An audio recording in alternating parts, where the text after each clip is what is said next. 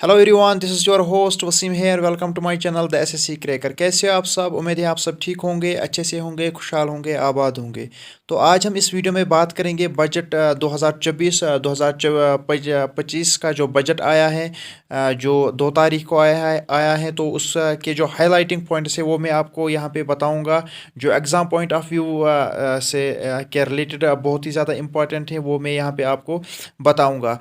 तो ये आपको जेके एसएसबी में भी लगेंगे, और जो बाकी डिपार्टमेंटल एग्ज़ाम्स होते हैं और जो एसएससी के एग्ज़ाम्स हैं उसमें भी आपको लगेंगे। और जो जीडी कांस्टेबल की जो वैकेंसीज आजकल जिनका एग्ज़ाम जो आने वाला है, तो उसमें भी ये बहुत ज़्यादा इम्पॉर्टेंट है। तो ये सब एग्ज़ाम्स के लिए इम्पॉर्टेंट है। तो यहाँ पे मैं आपको बताऊंगा कि ये जो पॉइंट्स है एग्ज़ाम पॉइंट ऑफ व्यू के लिए बहुत ही ज़्यादा इंपॉर्टेंट है। और यहाँ पे मैंने वही पॉइंट्स लाए हैं जो एग्ज़ाम में आ सकते हैं। तो चलो स्टार्ट करते हैं। जो 2024-25 का जो बजट है वो इंटरिम बजट है। ये पहला वाला पॉइंट मैंने यहाँ पे मेंशन किया है। जो ये बजट है ये इंटरिम बजट है। ये जो बजट है, इंटरिम बजट क्या होता है ये भी मैं आपको बताऊंगा। इंटरिम बजट वो बजट होता है जो 4-5 महीनों के लिए होता है, यानी कि 4 to 5 मंथ्स के लिए ये रहने वाला है। इंटरिम बजट जो है इसमें जो मतलब जो जिस पार्टी की हुकूमत होती है, या जिस पार्टी पे जब फॉर एग्जांपल जो पार्टी मतलब बजट लाती हैं। फॉर एग्जांपल इस साल जो है इंडिया में बजट जो है बीजेपी ने लाया है। और बीजेपी का जो कार्यकाल है, इनका जो सेशन काल है, वो जो है जून जुलाई में ख़त्म होने को जा रहा है, क्योंकि जो इलेक्शंस आने वाले हैं। फिर जो उसके बाद इलेक्शंस के बाद जो है कौन सी पार्टी आएंगी, चाहे कांग्रेस आए, चाहे बीजेपी आए, या चाहे कोई और पार्टी आए, तो वो अपने हिसाब से फिर जो है अपना बजट लाते हैं। तो ये जो बजट है फिलहाल जो है 5 to 4 मंथ्स के लिए है। और इस बजट को जो कुछ महीनों के लिए होता है, उस बजट को हम इंटरिम बजट कहते हैं। और 2024-25 का जो बजट है वो इंटरिम बजट है। तो इसके बाद जो है दूसरा पॉइंट जो मैं यहाँ पे आपको बताऊंगा, जो ये जो दूसरा पॉइंट है, India's GDP has to reach the figure $7 trillion by 2020। यहाँ पे 2023 नहीं है, यहाँ पे 2030 है। तो यहाँ पे थोड़ा बहुत मिस्टेक हुआ है, तो इसके लिए सॉरी, क्योंकि यहाँ पे 2030 है। तो यहाँ पे मैं आपको बताऊंगा जो इंडियाज जो दूसरा पॉइंट जो उन्होंने यहाँ पे मैंने मेंशन किया है वो है, India's GDP has to reach figure of $7 trillion. जो इंडिया की जीडीपी है, यानी कि ग्रास डोमेस्टिक प्रोडक्ट जो इंडिया का है, वो 2030 तक जो है $7 ट्रिलियन हो जाएगा। तो यहाँ पे जो है ये 2023 नहीं है, यहाँ पे 2000 जो है 30 है। तो यहाँ पे जो है थोड़ा बहुत मिस्टेक हो चुका है। तो इसके बाद अगर हम यहाँ पे तीसरे पॉइंट की बात करेंगे, तीसरे पॉइंट में इन this budget the central government has focused special attention on 4 types of castes. जो यहाँ पे इस बजट में जो सेंट्रल गवर्नमेंट ने जो फोकस किया है, स्पेशल अटेंशन दिया है, 4 जो मतलब काइंड्स की जो कास्ट होते हैं, तो उन पे जो है स्पेशल फोकस दिया है सेंट्रल गवर्नमेंट में। वो 4 टर्म्स कौन है, वो 4 कास्ट्स कौन है? पहले नंबर पे है पोर, यानी कि गुर्बत में यानी कि जो गुर्बत हटाओ का जो नारा दिया है नरेंद्र मोदी जी ने। तो वहाँ यहाँ पे आप देख सकते हैं पोर, जो गरीब हैं, गरीबों के लिए जो ज़्यादातर वो फोकस रहेंगे। यंग जनरेशन यानी कि यूथ के लिए जो ज़्यादातर फोकस रहेंगे। वुमेन्स यानी कि महिला के लिए जो है ज़्यादातर फोकस रहेंगे। और जो फार्मर यानी कि किसान वगैरह हैं, उनके लिए जो है ज़्यादातर फोकस रहेगा सेंट्रल गवर्नमेंट की तरफ से इस बजट में। तो इसके बाद जो है जो चौथा पॉइंट है, यहाँ पे मैं आपको बताऊं, जो चौथा पॉइंट है ये है to promote innovation, long term loans up to ₹1 lakh crore will be given. तो ये जो मतलब यहाँ पे चौथा पॉइंट है, इसमें लिखा गया है कि टू प्रमोट इनोवेशन, यानी कि जो जो नई टेक्नोलॉजीज़ आती हैं, फॉर एग्जांपल इनोवेशंस होती है, उनके लिए जो सेंट्रल गवर्नमेंट में उनके लिए इस बजट में जो लॉन्ग टर्म लोन्स रखे गए हैं, जो 1 लाख करोड़ आपको दिए जाएंगे। चाहे वो किसी भी मतलब फील्ड में इनोवेशन हो, चाहे टेक्नोलॉजी में हो, चाहे वो कम्युनिकेशन में हो, चाहे वो किसी भी फील्ड में हो, तो उनके लिए जो है लॉन्ग टर्म लोन्स रखे गए हैं। 1 लाख करोड़ उनको दिया जाएगा। तो इसके बाद जो है फिफ्थ पॉइंट जो यहाँ पे मैंने मेंशन किया है, फिफ्थ पॉइंट है a loan of rupees 75,000 crore will be given to states for 50 years for their welfare and development। यानी कि जो लोन है इस बजट में ये भी मेंशन किया है कि लोन दिया जाएगा 75,000 करोड़। तो किन को दिया जाएगा? जो स्टेट्स वगैरह होते हैं, फॉर एग्जांपल यूटीज़ हो, फॉर एग्जांपल स्टेट्स हो, उनको दिए जाएंगे कितने टाइम के लिए? 50 ईयर्स, यानी कि 50 साल के लिए उनको ये लोन्स दिए जाएंगे कि जो उनकी डेवलपमेंट है स्टेट की, या उनका वेलफेयर है, डेवलपमेंट है, वो उनको अच्छा हो जाए, उनकी डेवलपमेंट हो जाए। उन चीज़ों के लिए जो है उनको 75,000 करोड़ लोन्स दिए जाएंगे। वो सेंट्रल गवर्नमेंट की तरफ से उनको लोन दिया जाएगा, फिर उनको वो 50 सालों में उनको जो है वो अदा करना है। तो इसके बाद यहाँ पे सिक्स्थ पॉइंट जो मैंने यहाँ पे लाया है, तो 1361 मंडीज जो है will be conducted to the electronic national agriculture market e NAM. जो मतलब जो 1361 मंडीज को कनेक्ट किया जाएगा, ये एक ई नाम जो एक इलेक्ट्रॉनिक पोर्टल है, ये एक इसी के साथ जो है 1361 मंडीज़ को जोड़ दिया जाएगा 2024-25 के। ये भी मेंशन किया है जो 2024-25 के बजट में। तो यहाँ पे आप देख सकते हैं 7th point, gross domestic product यानी कि GDP has been given a new name in this budget governance development performance. तो यहाँ पे आप देख सकते हैं जो जीडीपी है, निर्मला सीतारमन जो फाइनेंस मिनिस्टर है इंडिया की, तो उन्होंने ये भी कहा है कि जीडीपी जो है इस साल जो है हम जीडीपी को एक नया नाम देंगे। तो जीडीपी को उन्होंने क्या नाम दिया है? गवर्नेंस डेवलपमेंट परफॉर्मेंस, यानी कि जो जीडीपी है, जो जी का मतलब इस साल गवर्नेंस रखा जाएगा, और डी का मतलब डेवलपमेंट रखा जाएगा, और पी का मतलब जो है परफॉर्मेंस रखा जाएगा। तो इसके बाद 8th पॉइंट जो है, the principle of reform perform transform was discussed by finance minister Nirmala Sitharaman ji. तो यहाँ पे जो है प्रिंसिपल जो रिफॉर्म परफॉर्म ट्रांसफॉर्म, ये जो 3 टर्म्स जो है इनको लाया गया है, इन पे जो है डिस्कस किया जाएगा। इनको भी जो है इस मतलब जो स्पीच दिया है निर्मला सीतारमन जी ने, तो उन्होंने इन जो ये 3 टर्म्स है उनको डिस्कस किया है। तो यहाँ पे जो 9th पॉइंट है, यहाँ पे हमने आज तक सुना था जो एक स्लोगन दिया था, जो नरेंद्र मोदी साहब ने एक स्लोगन दिया है, सबका साथ सबका विकास सबका विश्वास। तो इसमें इस साल जो है, इस साल के बजट में उसको इस नारे को, इस स्लोगन को एक और जो टर्म है वो ऐड कर दी गई है। तो 9th पॉइंट में मैंने यही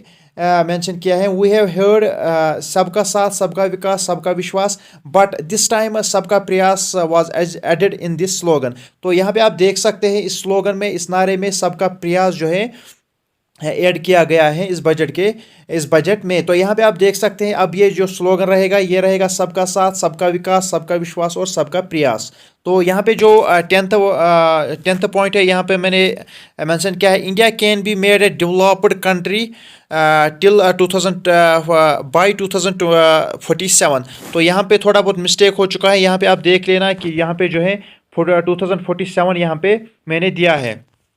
तो इस पॉइंट में 10th पॉइंट में मैंने क्या लाया है, क्या मतलब इस साल के बजट में जो 2024-25 का जो बजट है, इसमें जो है ये भी कहा गया है कि जो इंडिया है, इंडिया जो है डेवलप्ड कंट्री बनेगी 2047 तक जो है इंडिया डेवलप्ड कंट्री बनेगी। तो ये भी इस बजट में जो है मेंशन किया गया है और बोला गया है। तो यहाँ पे जो 11th पॉइंट है, 11th पॉइंट में मतलब for this budget 7 new IITs, 16 IITs और 15 न्यू एम्स और 190 new universities and 7 new IIMs will be opened. तो यहाँ पे आप देख सकते हैं इस बजट में ये भी कहा गया है कि जो इस बजट के तहत जो है 7 न्यू IITs बनाए जाएंगे, जो है 16 IITs बनाए जाएंगे, जो है 15 न्यू एम्स बनाए जाएंगे, 190 न्यू यूनिवर्सिटीज़ इस्टेब्लिश की जाएंगी, और जो है 7 न्यू IIMs यानी कि जो बिजनेस एडमिनिस्ट्रेशन के जो कॉलेजेस रहते हैं तो वो भी इस्टेब्लिश किए जाएंगे।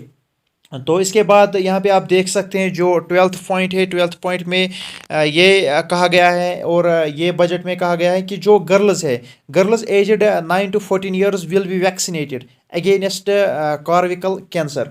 तो जो गर्ल्स हैं जिनकी एज है 9 to 14 ईयर्स, यानी कि 9 वर्ष से 14 साल की जो इनकी एज है, जिन गर्ल्स की एज होगी, तो वो भी वैक्सीनेट की जाएगी, उनको वैक्सीन किया जाएगा कि वो बचे किससे, कार्विकल जो कैंसर होता है वो उससे बचे, तो उनको वैक्सीनेट किया जाएगा। तो ये भी इस बजट में मेंशन किया गया है। तो इसके बाद जो है 13th पॉइंट जो है वो है 3 करोड़ हाउसेज है been built under PM Awas Yojana. तो ये पीएम आवास योजना ये एक स्कीम है जिसके मतलब थ्रू आपको गरीब जो होते हैं उनको घर दिया जाता है। तो 3 करोड़ जो हाउसेज वो बनाए गए हैं पिछले मतलब 5-6 सालों में जो है 3 करोड़ हाउसेज बनाए जाएंगे। तो इस साल क्या किया गया है, apart from this 2 crore new houses will be also be constructed next 5 years. तो इस बजट में कहा गया है कि जो हमने 3 करोड़ हाउसेस बनाए हैं पिछले 3-4 सालों में, और अब जो है अब हम नेक्स्ट 5 ईयर्स में यानी कि आने वाले 5 साल में जो है 2 करोड़ जो न्यू हाउसेस हम इस्टेब्लिश बनाएंगे, लोगों को देंगे। तो ये भी इसमें मेंशन किया गया है। तो इसके बाद जो है 14वां पॉइंट जो है 14th पॉइंट जो है under Lakhpati Didi scheme benefits will be increased from 2 crore to 3 crore women. तो यहाँ पे जो लखपति दीदी स्कीम जो आई थी, तो इसमें जो बेनिफिट जो वो इंक्रीज़ किया गया है, ये खाली जो है महिला के लिए, वुमेन्स के लिए जो ये स्कीम है। तो यहाँ पे इसमें जो बेनिफिट है वो 2 करोड़ से अब जो है 3 करोड़ बढ़ाया गया है। यानी कि पहले अगर 2 करोड़ था, अब वो है 3 करोड़ कर दिया गया है। तो इसके बाद जो है 15वां पॉइंट जो है 15th पॉइंट जो है the target of making India's carbon emissions net zero by the year 2017। यानी कि ये भी टारगेट रखा गया है कि इंडिया को कार्बन मुक्त बनाना है, कार्बन जो है एमिशन नेट ज़ीरो करना है। तो वो 2070 तक जो है ये कंप्लीट हो जाएगा। तो ये है यहाँ पे जो है इंडिया में हाइड्रोजन ज़्यादातर चलेगा। तो इसके बाद अगर हम बात करेंगे 16वां पॉइंट जो है under the solar energy free electricity scheme 300 units of free electricity will be provided to 1 crore new houses. तो यहाँ पे जो एक स्कीम आई थी, ये रिसेंटली आई है solar energy free electricity scheme. तो यहाँ पे जो है इस बजट में ये भी कहा गया है कि जो है 300 यूनिट्स मतलब फ्री इलेक्ट्रिसिटी दी जाएंगी 1 करोड़ न्यू हाउसेज। यानी कि 1 करोड़ जो मतलब इन्होंने फॉर एग्जांपल जो आने वाले समय में जो है 1-2 साल में जो है ये न्यू करोड़ हाउसेज को 3 यूनिट्स तक जो है फ्री इलेक्ट्रिसिटी देंगे। तो इसके बाद हम अगर बात करेंगे, ये 16वां पॉइंट था। इसके बाद जो है 17th पॉइंट जो है वो 5 new integrated aqua parks will be establish. यानी कि 5 इंटीग्रेटेड एक्वा पार्क्स वो भी इस्टेब्लिश की जाएंगी। तो इसके बाद यहाँ पे आप देख सकते हैं, यहाँ पे 18th पॉइंट जो है रेवेन्यू रिसेप्ट्स और जो है रेवेन्यू एक्सपेंडिचर। तो इसमें मैं आपको बताऊंगा कि रेवेन्यू रिसेप्ट्स क्या होते हैं और रेवेन्यू एक्सपेंडिचर क्या होता है। फॉर एग्जांपल अगर जो गवर्नमेंट को टैक्सेस से पैसा आता है, चालान से पैसा आता है, ई स्टैंप्स वगैरह से पैसा आता है, तो वो जो पैसा है वो गवर्नमेंट की तरह जाता है, और जो है उसको हम रेवेन्यू रिसेप्ट कहते हैं। तो यहाँ पे जो है ये रेवेन्यू रिसेप्ट 3 लाख करोड़ 2024-25 में आएगा। तो इसके बाद यहाँ पे अगर हम बात करेंगे रेवेन्यू एक्सपेंडिचर क्या होता है, या रेवेन्यू रिसेप्ट आपने समझ लिया कि ये जो पैसा है टैक्सेस से आता है, चालान वगैरह आता है, ई स्टैंप जो वगैरह ऑनलाइन मतलब ई स्टैंप्स वगैरह आता है, जो पैसा उससे आता है, तो वो गवर्नमेंट की तरफ जाता है, उसको हम रेवेन्यू मतलब कलेक्शन कहते हैं, रेवेन्यू रिसेप्ट कहते हैं। तो इसके बाद जो रेवेन्यू एक्सपेंडिचर है, रेवेन्यू एक्सपेंडिचर की अगर हम बात करेंगे, गवर्नमेंट सेक्टर्स हैं जिसमें एजुकेशन सेक्टर हैं, जिसमें बाकी जो सेक्टर्स हैं उनको मतलब उसमें जो मुलाजिम वगैरह है, एम्प्लॉयज़ हैं, उनको सैलरी देनी है, पेंशन देना है, वो हमारे एक तरीके से खर्चा है, गवर्नमेंट को एक तरीके से का खर्चा है। तो उसको हम रेवेन्यू एक्सपेंडिचर कहते हैं। तो वो कितना होगा 2024-25 में, वो 36.5 लाख करोड़ हो जाएगा 24-25 में। तो मतलब फॉर एग्जांपल अगर गवर्नमेंट पॉइंट ऑफ व्यू से हम देखेंगे कि रेवेन्यू रिसेप्ट जितना मतलब पैसा आया है तो वो 30 लाख करोड़ है, और जितना खर्च हुआ है वो 36.5 लाख करोड़ है। तो इसमें जो है ज़्यादा खर्चा होता है और जो इनकम है वो कम आती है। तो इसमें जो है फॉर एग्जांपल इसमें हम एक टर्म लगाते हैं, उसे कहते हैं रेवेन्यू डिफिशिट। तो रेवेन्यू डिफिशिट जो है वो 2% इस साल हो जाएगा। इसमें मैं आपको और एक बात बताऊंगा, जो अगर if it is 0% then it is beneficial for country. अगर रेवेन्यू रिसेप्ट रेवेन्यू डिफिशिट जो रेवेन्यू डिफिशिट है अगर ये 0 हो जाएगा, तो अगर फॉर एग्जांपल किसी मतलब साल में ये 0 होगा, तो वो जो कंट्री है, कंट्री डेवलप कर रही है, तो वो हमें समझ लेना चाहिए कि कंट्री जो है वो डेवलप कर रही है। है वो कंट्री के लिए बहुत ही ज़्यादा बेनिफिशियल है। तो यहाँ पे आपने रेवेन्यू रिसेप्ट और रेवेन्यू एक्सपेंडिचर समझ लिया। तो इसके बाद जो है मैं आपको समझाऊंगा जो 19वां पॉइंट है, वो मैं आपको समझाऊंगा कैपिटल रिसेप्ट और कैपिटल एक्सपेंडिचर क्या होता है। तो यहाँ पे 2024-25 का कैपिटल रिसेप्ट क्या रहेगा। कैपिटल रिसेप्ट में पहले आपको बताऊंगा, कैपिटल रिसेप्ट वो पैसा जो हमें गवर्नमेंट जब गवर्नमेंट कोई अपना मतलब गवर्नमेंट इदारा बेचती है या गवर्नमेंट एसेट बेचती है और लोन्स लेते हैं, फॉर एग्जांपल यहाँ पे वर्ल्ड बैंक है, IMF है, इंटरनेशनल मॉनेटरी फंड, तो उनसे जो लोन्स लेते हैं कंट्री के लिए, कंट्री की डेवलपमेंट के लिए, तो उसको हम कैपिटल रिसेप्ट कहते हैं। और 2024-25 के बजट में ये भी मेंशन किया है कि वो 17.6 करोड़ रहेगा। तो इसके बाद जो कैपिटल एक्सपेंडिचर है, कैपिटल एक्सपेंडिचर क्या होता है। कैपिटल एक्सपेंडिचर जो है ये वो खर्चा है, ये वो पैसा है जो हम कंट्री की डेवलपमेंट के लिए लगाते हैं। फॉर एग्जांपल रोड्स बनाते हैं, फॉर एग्जांपल जो ब्रिजेस वगैरह बनाते हैं, फॉर एग्जांपल ये जो मतलब डेवलपमेंट होती है, डेवलपमेंट होने के बाद जब ये कंप्लीट होते हैं फिर जो इससे टैक्सेस वगैरह आते हैं, फॉर एग्जांपल रोड टैक्स आता है, फॉर एग्जांपल मतलब कोई और चीज़ गवर्नमेंट ने बनाई तो उससे पैसा आता है। फिर जो वो पैसा आता है उससे हम जो है कैपिटल रिसेप्ट जो है, जो हमने लोन्स वगैरह लिए थे, फॉर एग्जांपल इंटरनेशनल जो मतलब कंपनीज है या इंटरनेशनल जो है IMF है, वर्ल्ड बैंक है, जो लोन्स कंट्री ने उनसे लिए थे, फिर वो टैक्सेस जो है उनको मतलब फॉर एग्जांपल इंटरेस्ट के तहत या उनको मतलब जो लोन मतलब चुकता करना है तो वो उनको पैसा देता है। तो वो जो कैपिटल एक्सपेंडिचर है वो 50 लाख करोड़ इंडिया का 2024-25 का होने को जा रहा है। तो इसके बाद यहाँ पे जो 20वां पॉइंट है, जो 20th पॉइंट है, तो यहाँ पे मैं आपको बताऊंगा इसमें जो ज़्यादातर पैसा किन मतलब मिनिस्ट्री में, किस मिनिस्ट्री में, किस फील्ड में ज़्यादातर पैसा रखा गया है। तो यहाँ पे मैं आपको बताऊंगा, सॉरी, तो यहाँ पे मैं आपको बताऊंगा जो MG नरेगा है, यानी कि नरेगा एक स्कीम थी जो 2005 में आई थी। तो ऑलमोस्ट वो 2005 में ही आई थी, मुझे मतलब पूरा पता नहीं है। तो यहाँ पे मैं आपको बताऊंगा MG नरेगा के लिए 86,000 करोड़ मतलब पैसे रखे गए हैं इस बजट में, यानी कि 2024-25 का जो बजट आया है इसमें जो है MG नरेगा के लिए 86,000 करोड़ रखे गए हैं। तो इसके बाद दूसरे नंबर पे सोलर पावर जो है, सोलर जो पावर होता है, जो मैंने आपको पहले बताया, जो ऊपर मतलब मेंशन किया गया था एक पॉइंट, फ्री इलेक्ट्रिसिटी दी जाएगी, तो वो भी एक स्कीम है, वो सोलर मतलब पावर है, वही मतलब फ्री दिया जाएगा। तो उस फील्ड के लिए, सोलर पावर के लिए 8500 करोड़ जो हैं रखे गए हैं। और मिनिस्ट्री की अगर हम बात करेंगे, मिनिस्ट्री में जो है सबसे ज़्यादा जो पैसा रखा गया है वो मतलब जो मिनिस्ट्री है, मिनिस्ट्री में सबसे ज़्यादा पैसा डिफेंस मिनिस्ट्री में रखा गया है। तो 6.2 लाख करोड़ यानी कि 6.2 करोड़ लाख करोड़ जो है डिफेंस मिनिस्ट्री के लिए रखा गया है। और दूसरे नंबर पे अगर हम बात करेंगे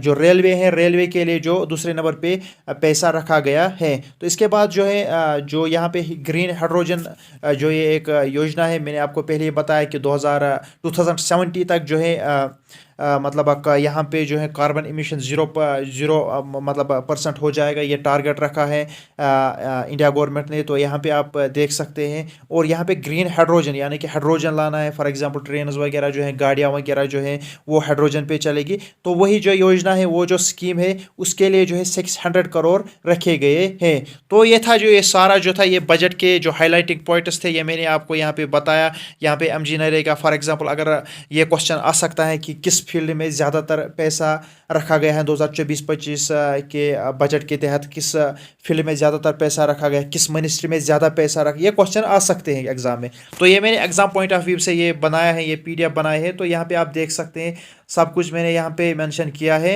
जो जो मतलब इंपॉर्टेंट पॉइंट्स है, जो एग्जाम पॉइंट ऑफ व्यू के लिए बहुत मतलब इंपॉर्टेंट बनते हैं।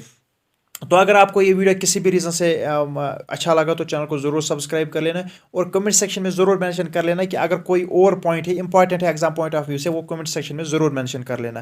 तो चलो मिलते हैं किसी अगले वीडियो में, तब तक के लिए खुदा हाफिज़।